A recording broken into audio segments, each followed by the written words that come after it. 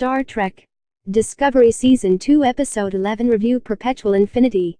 This Star Trek Discovery review contains spoilers. There's a more ambitious and probably more effective version of this episode, one that is told fully from Drive. Burnham's point of view, of the foray into Airiam's world and perspective we got in Project Daedalus, but the one we got is pretty darn effective, too. Mostly because Burnham's mom is a total badass, with a ferocious commitment to defeating control before it kills all life in the universe.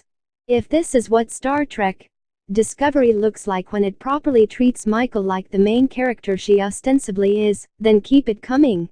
Instead of seeing Drive Burnham's fight completely from her out-of-time perspective, we get much of her journey through our Burnham's emotional processing of the fact that her mother has been alive for the past 20 years, by some definition of the time period. It's affecting to see a character we have seen go through so much have to process yet another emotionally devastating bombshell. Yes, the news that her mother is alive is, in one way, wonderful, but, at least initially, it brings up lots of questions about why Drive Burnham would leave Michael at all. The answer comes quickly, via Michael's viewing of her mother's vlogs. Don't at me, Dr. Burnham basically has her own YouTube channel. Dr. Burnham didn't choose to leave her family. She put on the Red Angel suit when the Klingons attacked as a way to protect her family, only to get pulled far into the future without the ability to control when she would call her permanent home.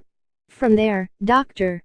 Burnham set about changing the timeline that would lead to control destroying all sentient life, other than itself, I guess, in the universe, but, thus far, she has been unsuccessful. Control has always been one step ahead of her, even though Drive Burnham has the ability to travel through time. Control has AI processing capability, hologram technology, proto-holodeck, anyone? And what a bunch of Federation resources at its wily disposal. At this point, it's unclear why Control is such an a-hole. Like, what did humanity ever do to you? Hopefully, that'll be addressed in a future episode. For now, it's more of a stop the end of all life as we know it, and ask questions later sort of situation.